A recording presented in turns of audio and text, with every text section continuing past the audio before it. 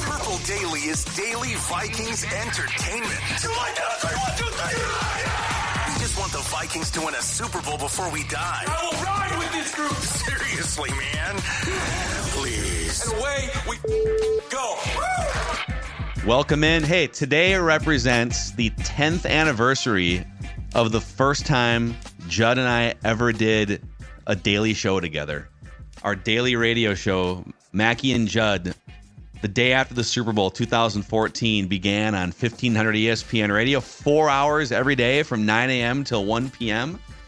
Wow. And then a few years ago, we strategically went away from AM radio and into podcast and YouTube, and here we are on Purple Daily. But a 10-year content marriage. It's been great. With Declan as our content son. It's only getting better. Mm-hmm.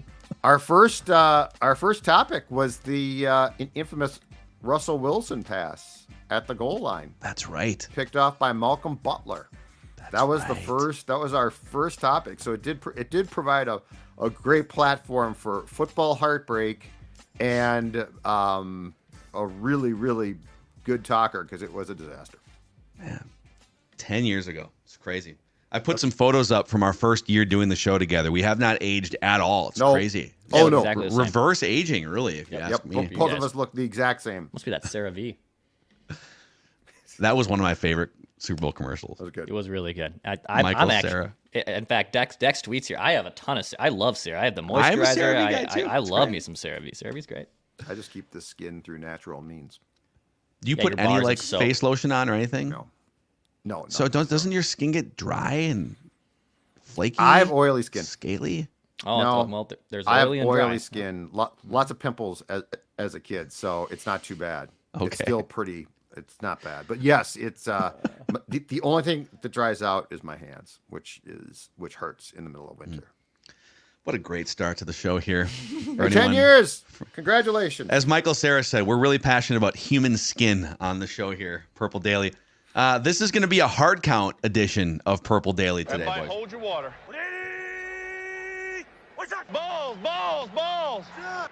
Balls. Green 18. Green 18. Football. Where we jump through a few different topics and questions around the Vikings and football world. I'm going to start you guys with this one here, okay? Your biggest takeaway watching the Super Bowl. We did this for all the other round of the playoffs. Your biggest takeaway watching through a Vikings lens was what yesterday? It was how far away the Vikings are from a personnel standpoint, especially on defense. Well, they beat the 49ers in October. They almost beat the Chiefs back They in did. October. But I'm talking about nut-cutting playoff football when it's on the line. Playoffs are different. And look, Brian Flores is a fantastic hire, righted a lot of the wrongs of Ed Donatel from the 2022 season. So I'm not saying that the Vikings are poorly coached defensively, just the opposite. But when you looked at the cornerback play, when you looked at, let's say Chris Jones of Kansas City, the interior defensive line play. I mean, Patrick Mahomes deserves every bit of praise he gets. But I feel just to look at him and say, well, that's it. That's the only thing. Mm-hmm. It's not fair because that game, and I saw a lot of people said it was boring, which I do not agree with. I thought it was a fun game. But that game was, in some people's minds, boring because it was so generated by the defensive successes, right? And you look at the personnel that those teams have. The Vikings have in Danielle Hunter an outstanding edge rusher. They are lacking at cornerback. They are 100%, as we've discussed ad nauseum, lacking interior defensive line. I like Pace Jr., but the reality is they're not deep at linebacker. So my biggest takeaway was the components that you need to compete in the postseason defensively. The Vikings have the coaching for it, but they do not have the personnel. And that just, because those are two really good offensive teams that were essentially for a very long period of time held in check by defenses that were better. They were, both offenses, especially the 49ers offense at different portions too, with a chance to like put the game away were just flustered. There was that zero blitz in the red zone that Brock Purdy drops back. He's got wide open Jennings. Jennings beat his man off the right side, and Purdy just, he had two dudes in his face and couldn't find the target. Like, that stuff happened throughout the entire game on both sides. The Chiefs don't win that game if their defense does not play as well as it did, because that game for a long time felt like San Fran was up by about 17 points, and they never were. Yeah, the Chiefs' defense, look at the quarterbacks and the offenses that they stifled throughout this postseason run. Yep. The Bills and Josh Allen, the Ravens and Lamar Jackson. I know that it was historically cold, but even that Dolphins offense that put up crazy points this year. Great game planning. So, yeah, that's you got to hit on some draft picks to have some good defensive players. Vikings, take some notes. Yeah. Draft a good defensive player at some point. Be beneficial. Dex, what was your biggest Vikings-related takeaway?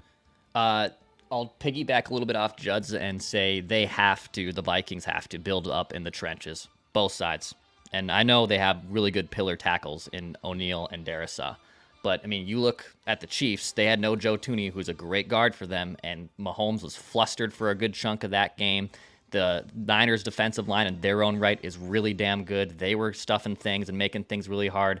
Yeah. And Brad Childress did a really good job when he was here at head coach of building up those trenches, right? The Williams wall, the Vikings got spoiled with that for a while. Even after Childress into like guys like Linval Joseph, et cetera, they've always had really good trenches there, especially defensively. The last 4 years, it's been a little bit of a miss. But those trenches, man, if you can get those trenches right, it can disrupt things. I mean, they lost one guard, the Chiefs did, and Joe Thuney, and Mahomes was running for his life for the most part, couldn't get pressure in his face. When they lost that first Super Bowl to Brady in 2021, they basically said, never again. We're going to build up those trenches, and we're going to do everything we can to make sure Mahomes is at least protected before he has to run out. The Vikings have to take notes there. They have to look at the defensive and offensive lines and say, man, we are so far away from most likely competing for a Super Bowl until we really build that stuff up. Some of the things, though, that Mahomes was doing, too, I mean, yeah, their offensive line, especially when Thuney's in there, their offensive line has had they've upgraded it since that Super Bowl loss. But some of the things Mahomes does to make it easier on his offensive linemen, the way that he steps up in the pocket when he feels pressure coming out. Like Dan Orlovsky did a breakdown on ESPN this morning, kind of showing some of this stuff. But the way that he just scoots around and finds open spaces, it's pretty incredible. There's a reason why he's probably the greatest quarterback of all time. He elevates everyone around him, which actually brings me to my biggest takeaway on behalf of the Vikings. I'm going to stay on brand for this one. It's quarterback related. If you look back at the last decade and change of Super Bowls, and yesterday was just another highlighted example. If you aren't implementing one of two quarterback situations, you're pretty much screwed if you want to play in the Super Bowl. Like if you want to be in that fight, fourth quarter, one-score game, your team has the ball with a chance to win the World Football Championship. You better have either one, a GOAT at quarterback. Patrick Mahomes certainly qualifies as a GOAT. Or number two, a quarterback that makes virtually no money. So get this, last 12 Super Bowls, so 24 participating Super Bowl teams, a place the Vikings have not been since the 1970s. You can't win a Super Bowl unless you get to a Super Bowl. And the Vikings need to get to a Super Bowl first, right? Of the last 24 participating Super Bowl teams, 9 out of 24 were led by GOATs on large contracts. Patrick Mahomes, Tom Brady, and Peyton Manning. 9 out of 24. 12 out of 24 were led by quarterbacks on rookie scale contracts. Brock Purdy yesterday. Patrick Mahomes actually falls into this category twice. He won a Super Bowl and lost a Super Bowl on a rookie scale contract. Go back to Joe Flacco was in the 5th year option of his rookie scale contract back in 2013. I could keep naming. So to recap, 21 out of the last 24 participating Super Bowl teams had either a first ballot GOAT Hall of Fame Mount Rushmore guy, which is hard to get, I get it, or they had a rookie scale contract quarterback. That's 88% of the last 24 Super Bowl participants. The Vikings obviously don't fall into either one of those categories. They fall into the 12% category, And those 3 remaining quarterbacks are 2021 Matthew Stafford, and they won. They cashed in. It was great. 2016 Matt Ryan, under Kyle Shanahan, MVP. And 2019 Jimmy Garoppolo, under Kyle Shanahan. So pick your path. Like if you're going to use Stafford, Matt Ryan, and Jimmy G as the Right. you can bring anyone to a Super Bowl, right? Or you could go look at the 88% and say, well, boy, it'd be nice if we got a Patrick Mahomes or a Tom Brady, which is probably not going to happen. But by the way, it can't happen unless you try. So that's the first step. Or get a quarterback that makes virtually no money so you can have a monster trenches, like Declan saying, weapons. Right. Dude, Jennings was like the 4th or 5th weapons option, probably the 5th option for the Niners, and he exploded last night. Right. So, I don't know. I mean, it's pretty clear cut if you're looking to build a blueprint to get to the Super Bowl, what you should look to do. So in the modern day, I think what this comes down to too, and it's difficult, but you have to do it, is you have to hit on draft picks continually, right? Like San Francisco hits on draft picks. Kansas City hits on draft picks. And I'm not just talking QB, I'm talking the entire thing. But San Francisco also had the cojones to make a big trade to draft 3rd, take Trey Lance, pivot off him, realizing that was not going to work, taking Brock Purdy and making that work, which is, in my opinion, an infrastructure thing, which means your infrastructure is so good that you have the ability to maximize talent. And that's the other thing is the Vikings have definitely had some incredibly questionable drafts. But my other question is, what is the ability of, and this remains to be seen, what's the ability of O'Connell and his coaching staff to maximize guys' potential? Because, we probably don't talk about that enough. We always just say, well, Spielman or Kwesi drafted this guy and he's a bust. He sucks. That's, terrible pick. But my question is, if you look at through these, perfect example, Isaiah Pacheco, okay? It's a 6th round pick. Guarantee you there are some teams that might have taken him or signed him and he ain't playing. Mm-hmm. Ty Chandler. Like, is Ty Chandler good? Because if Ty Chandler's good, he just should. And if Ty Chandler's good, you have to pivot off, okay, we signed Alexander Madison, but it appears that we made a mistake. Ty Chandler is the superior player. He's going to play. Teams like the Chiefs and Niners say that all the time. Mm-hmm. So like Clyde Edwards-Helaire, like a 2nd round pick? Yes. And they kind of just said, Pacheco's going to be our guy. Exactly right. But I mean, that's where I think that there's a conversation about how your football operations and coaching staff work hand in hand to, at least if you make a mistake, to cut bait there. And I go back to this, and in Pete Carroll in his heyday in Seattle, they sign at that time free agent former Packer Matt Flynn to this big contract, and it's like, Matt Flynn's our guy. And I believe in the same exact draft, they take Russell Wilson. So they come in and we're all like, well, Matt Flynn's starting. Russell Wilson won the job in training camp because the Seahawks had the guts to say, hey, you know what? This guy's flat out better. Yep. Like, the Madison loyalty was it's definitely a red flag for the coaching staff being able to move off things. It's disturbing, but also like with QBs, are you willing to not just draft one, but are you putting that person into an infrastructure that's going to maximize him? And if he's not where you thought, can you get him up? Can you elevate him? Like, these all become very important things. But San Francisco and KC, as far as their organizational philosophies, they're not flukes. Like, it's not good luck. They know what they're doing. Partially because you have to have a gene that says, Alexander, we love you. You're a great guy. We drafted you, but we were wrong about your potential. Mm-hmm. Second question for you guys here, okay? Everybody hold your water. What's up? I don't think I texted you this one, so I'm putting you guys on the spot a little bit. So if you need a minute, that's okay. But what is your hottest Super Bowl take off yesterday? You actually did. Did I prep you for this? Okay. Yeah. Dex, go ahead. I went hottest Super Bowl take for me would be Brock Purdy belongs in the elite conversation of quarterbacks. Wow. Okay, like with what do you mean? What's your, like, he belongs with Patrick Mahomes? He belongs in a conversation of not game manager. He is right up there in the top 5, top 6 quarterbacks. Ooh. Yeah, certainly will not put him in the Mahomes, Burrow, pay him whatever you want bin yet. I still can't get there probably with Brock Purdy. But you said elite though. Elite. He is an elite quarterback. He's an elite quarterback. What's Mahomes then?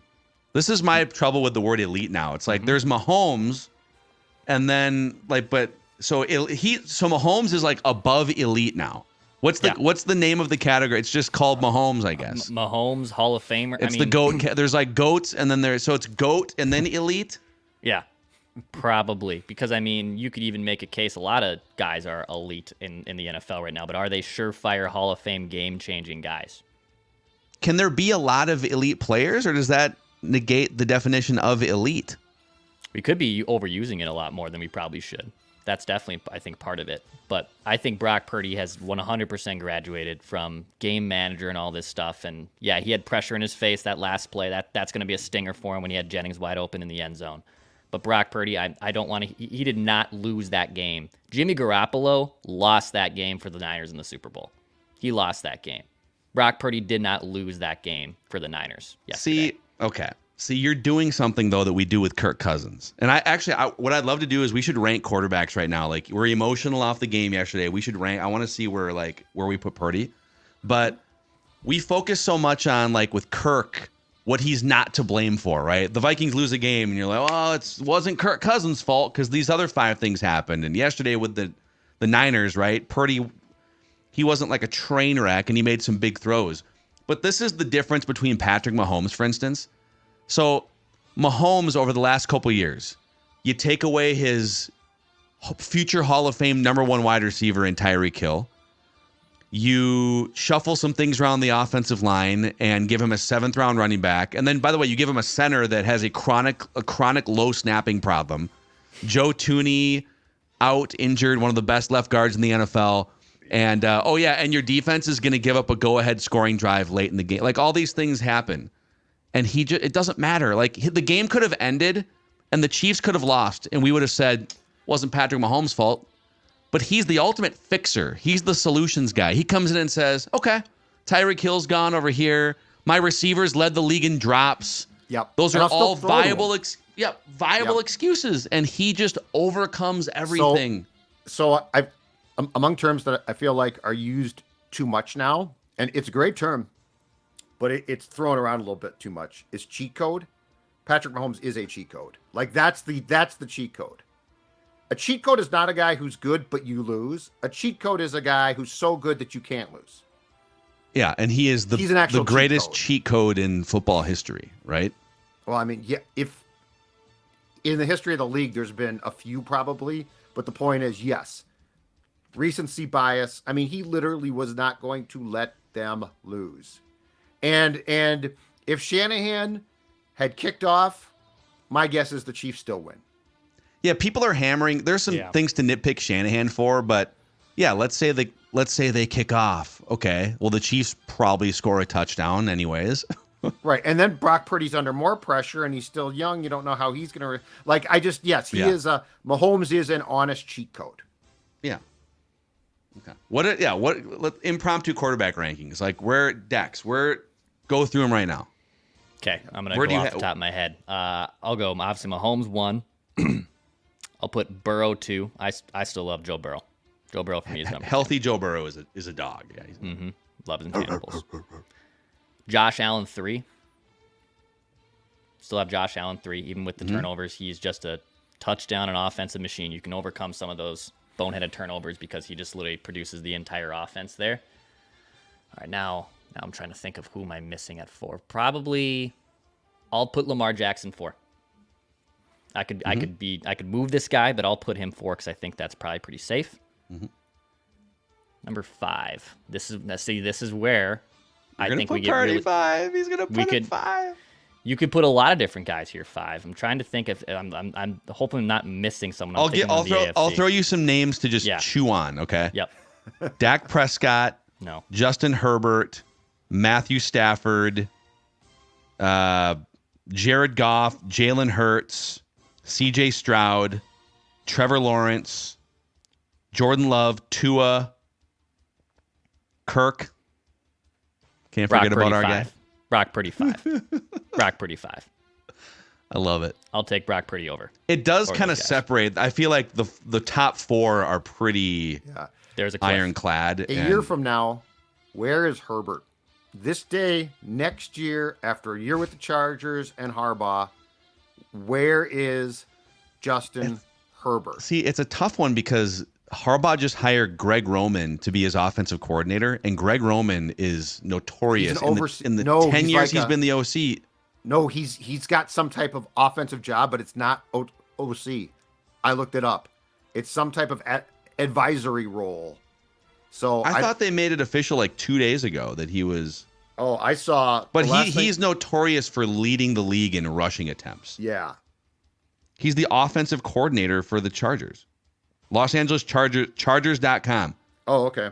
Greg Roman, who is Chargers offensive coordinator. Okay. Greg Roman. 'Cause 5 originally things to he know. was named like an offensive overseer. But if he is the offensive coordinator. So Okay. Justin Herbert probably isn't throwing the ball 650 times or whatever it was. No, last few years.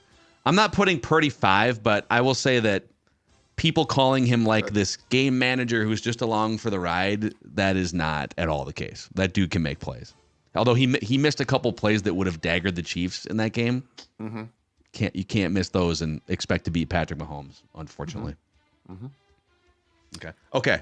Next question or next hot take. Okay.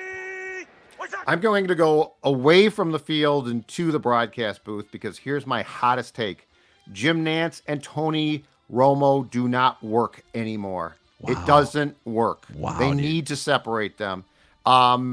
It's gone from Romo being this joyous guy who would continue to talk and would tell you a lot. And Nance, you could tell was sort of flustered back then, but it was sort of funny. Yeah. Now it's like someone sat Tony down and it's like Jim doesn't like this and Jim doesn't like that, but Tony can't help himself and Tony wants to have fun. And Jim again is still flustered. And there was 3 times yesterday where Nance would make one of his hackneyed cliche Vegas jokes lines, or where Romo would try and sneak in some aside. And then Romo would literally look for Jim. He would say something to Jim pretty good one, huh? During the telecast. Well, there was a moment late where one of the two teams was lining up for a key field goal late. I can't remember if it was I think it might have been the Butker, the game tire. I can't remember. But Romo was all excited explaining the last play that didn't work, and the camera is showing the special teams unit coming out to line up for this big field goal.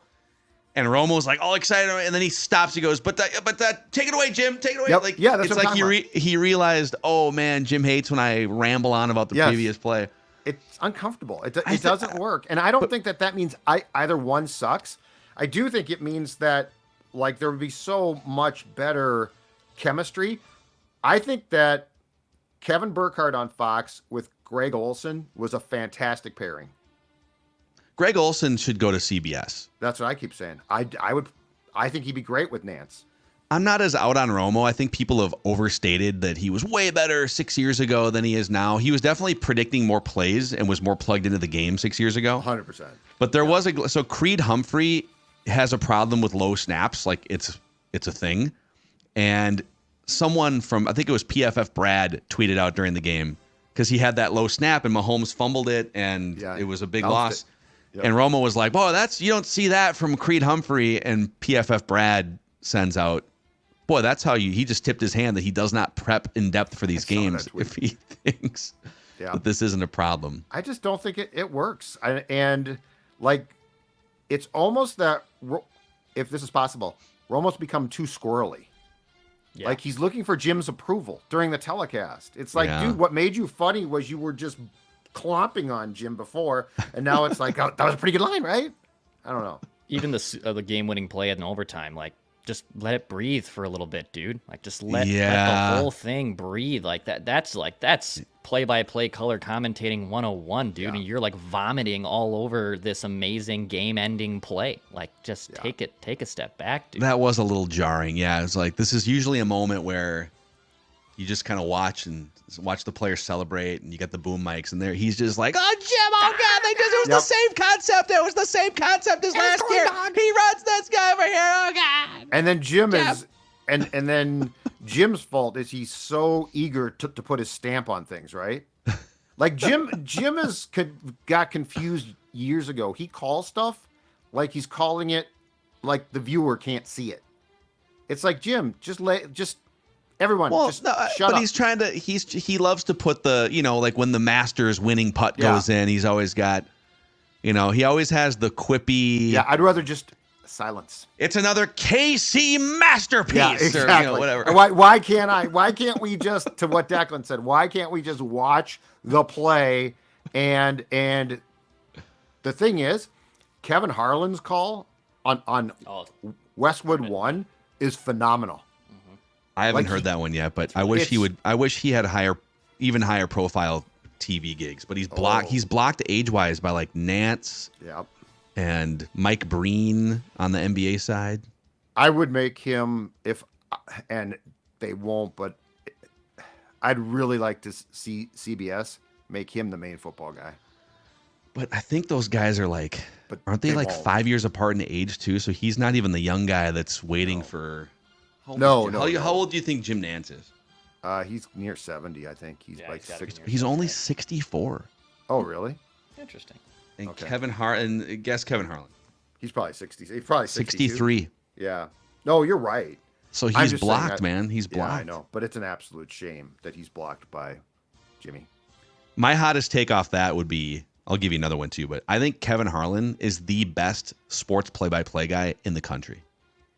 But he's literally blocked at his main sports are basketball and football. And he's blocked by Jim Nance at CBS, just like he would be blocked by Joe Buck at ESPN. Although TNT's top guy though, right? But TNT doesn't have the NBA finals. Oh, I got you. Okay. Yeah. So he doesn't get to call the championship game or the championship round he's fantastic of his sports, unfortunately.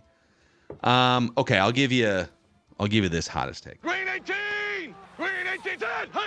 Some people are gonna destroy me for this one. We witnessed 58 Super Bowls, a top 3 halftime performance yesterday. Oh. Top 3 halftime show.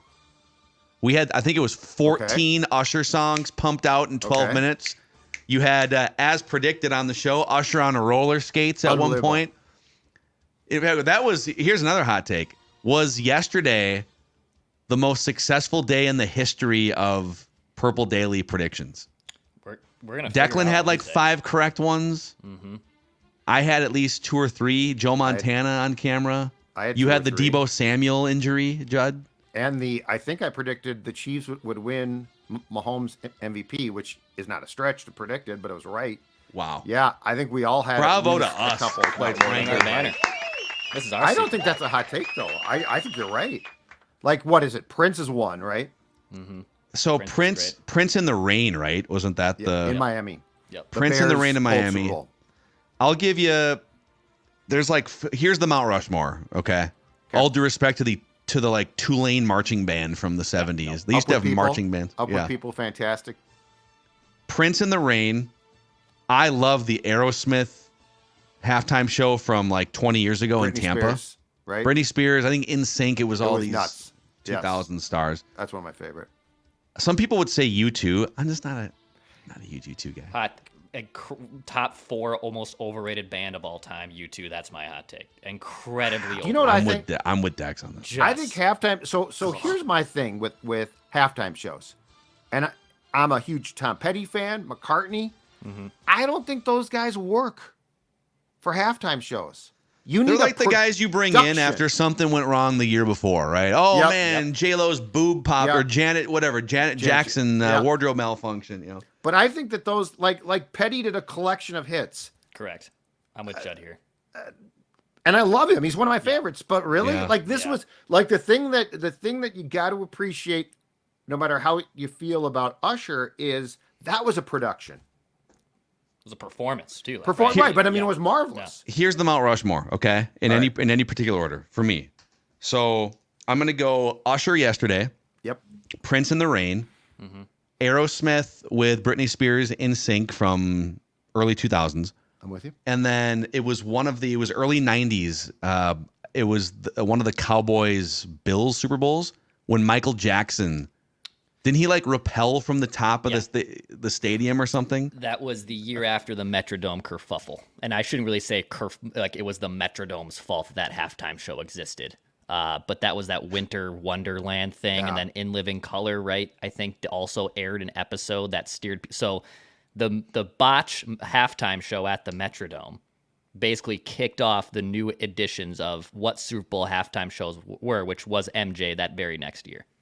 Yeah, we had, by the way, the U of M marching band was part of the Winter Magic performance. Go back at the through Metrodome. those, man. Like, it's Up with People. Like, there was no real plan for it to be a production until 92 then. Chubby Checker and the Rockettes in 1988. Yeah. We had Up with People in 86. Like a bunch of times. It was just a different... Up with People in 80. What is Up with People? It's like Motown I don't covers. Remember. It's just some type of... It's like a cover band. But it was... But I mean, it was... Here's the Johnny Holmes filler. band. It was filler. Cool. New Kids on the Block came around in 1991, so we started mixing in some bigger stars there in like the early 90s. But yeah, I don't know, I'm into it. I also went and saw Usher at MGM Park MGM last summer, and it was 3 hours of just chaos. Here's Michael at that Vegas show, residency show you saw. Was he that sweaty? Oh yeah. Okay. Oh, dude, he had to change shirts. It was We thought you go to any casino show, whether it's Mystic Lake or Vegas, it's like they'll play for an hour and a half, and then they want you to go dump money into the slot machines, right? So Usher played for 3 hours, and this was the genesis of my roller skates prediction. Was for like 40 minutes during his 3 hour set, he basically did like a full album on roller skates at that show at Park MGM. So I figured maybe he brings the roller skates to the Super Bowl. You know, and the stage looked like it was big enough there for the first few songs. Like, no, maybe he'll pop on the skates. But yeah, he literally had to change shirts like 4 or 5 times over the 3 hours during his residency performance. Yeah, I felt bad for him when he took off his shirt at the hat. I was like, just wipe your face, buddy. It's okay. No one's gonna judge you. Like at this point, like you are just dripping with sweat, and it makes sense. You're performing like crazy right now. But how would you feel? So Alicia Keys is married. Mm-hmm. People thought maybe Usher went a little too far, hugging a married woman like that from behind, you know, kind of bringing her in close. Like that. No. I had no issue with that. If it's me, you know what? I say to my loving wife, hey, that's Usher. Yeah, exactly. You gotta do, say man. the same thing. Hall pass. Yeah. Can I also? No. Okay. I'd be in the same boat. Okay, last hard count question for you guys here. Green 18! Green 18! Did you like any of the commercials? Oh, the Dunkin' Donuts one I thought Dunkin' was good. Fantastic. That was pretty good. Mm-hmm. Yep. We already talked about, I think, was it on the other episode? I can't remember. Hi, I'm Michael Cera, and human skin is my passion. Yeah. State Sarah Farm V. with Schwarzenegger. State Farm. And the Christopher Walken one for BMW, I like that one. I thought was pretty creative, with them all trying to talk like Christopher Walken. Yeah. Sauce. Stone Cold with a mullet made my list. Yep. Saw that. That was good. Funny. I love, and it wasn't like its favorite one, but I do like the E-Trade babies. They were playing around pickleball forever. That one. It Yeah, feels they like have now, huh? Mm-hmm. Yeah. Mm-hmm. It's like 20 years of E-Trade The Dunkin' babies. one, though, I thought was hilarious. Dunkin' one was really good. Damon Chris in that Pratt was looks like phenomenal. the Pringles guy. That was kind of funny. Yeah. Pringles mustache. How about Messi drinking Michelob Ultra and just weaving his way in and around? Do you think Messi just slams a couple Michelob Ultras at halftime of his World Cup games? I don't know. Then the Mr. T Skechers one also made my list. There's no T in Skechers. And then Mr. T comes in with his like, were they catering to 75-year-old men? That's what I was if you gonna can't ask, like, bend over to like tie your shoes, try Skechers. And Mr. T can probably be had on the commercial market these days for pretty cheap. Yeah. I don't know what Skechers was going for there. And then the only other one I wrote down was the Pluto TV growing couch potatoes. That was kind of funny. How much money did Temu spend on Super Bowl ads? I want to know that. Billions. I think. Like I think I almost bought something off Temu this summer of like a retro video game thing, but then I did research and I was like, I'm gonna get scammed. I don't trust this at all, so I decided not to buy it. And now I saw them 7 times over the course of the 4-hour Super Bowl yesterday. Yeah. So what is Temu like? Is it like Amazon and eBay rolled into one? Yeah, like how would you explain it?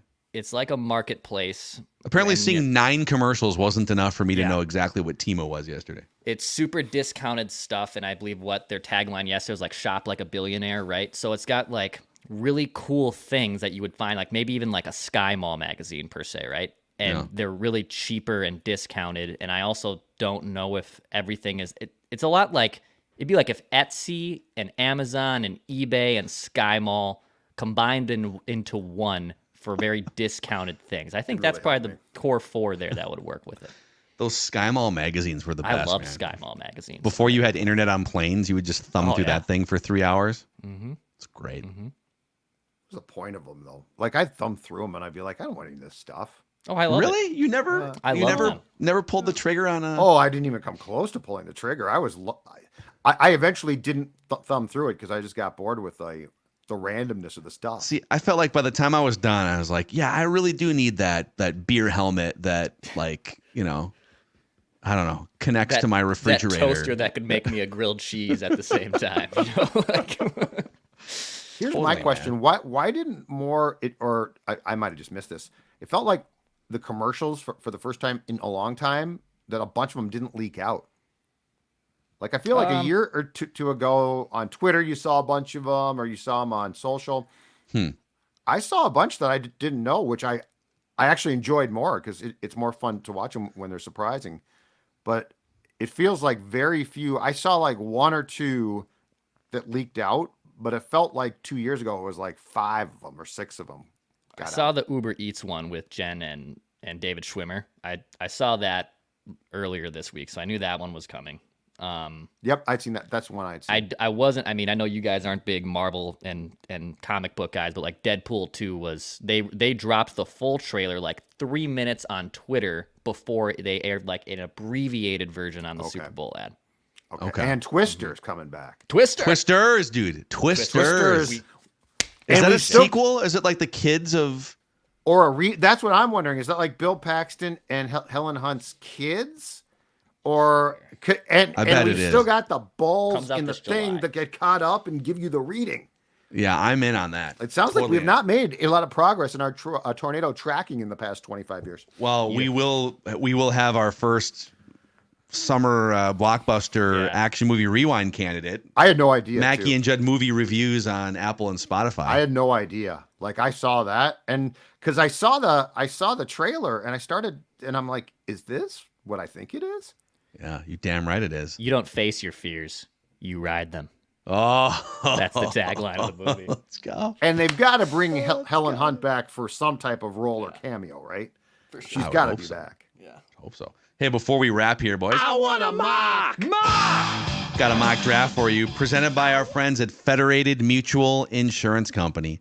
Face-to-face and eye-to-eye is one of the many things that makes Federated Insurance stand out in the insurance industry. Their corporate culture is grounded in equity, integrity, teamwork, and respect.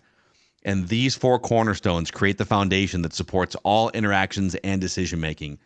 If you're looking to elevate your business through risk management, it's like having a great offensive line for your business.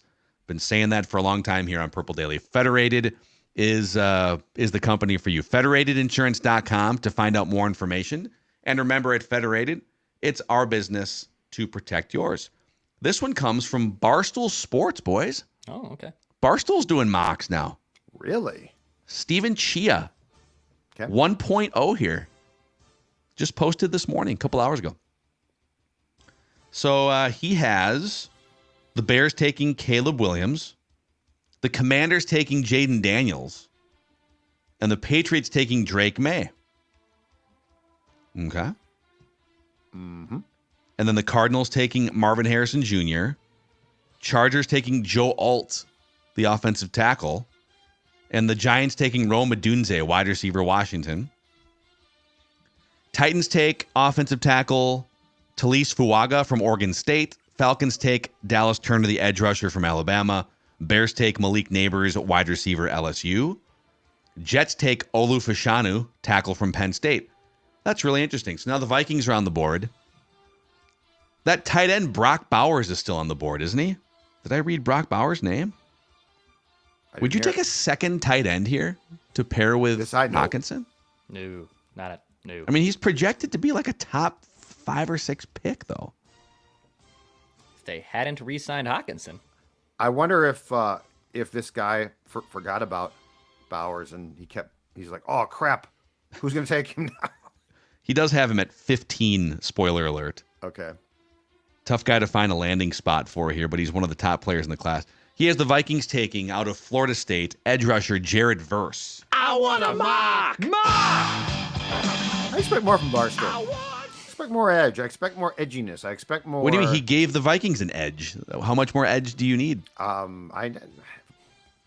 Again, there are no trades, okay? So I'm protesting this. He says Daniil Hunter is coming off a 16-sack season, but he's also a free agent. Verse can represent a huge cost savings if they decide to retain Kirk Cousins. And then J.J. McCarthy goes 12th right after to the Broncos. Bo Nix 14 to the Saints in this mock. Yeah. I'm thinking if that's the case, they take McCarthy, but... See if they got any other quarterbacks in the first round. Nope. That's a wrap there on the Barstool. But I guess if you sign Kirk to a new 5-year all-guaranteed contract, you don't need J.J. McCarthy. Ironclad. Yep. Kirk, no trade. ironclad Cousins. Complete no trade, just like everyone else these days. All right, there's your hard count edition of Purple Daily here. We are excited to officially begin the NFL offseason on this show. This is the place to be every single day for daily discussion about how the Vikings can tweak and upgrade their roster here. So stick with us. Thor Thursdays or Thorsdays, as some of the audience are calling them. Ooh, I like that. Thursdays. Yep. Thursdays. That's good. We've got Purple Daily on draft with Declan and Tyler Forness and Miles Gorham. So all sorts of content here. 365 days a year. Purple Daily, daily Vikings entertainment. We just want the Vikings to win a Super Bowl before we die.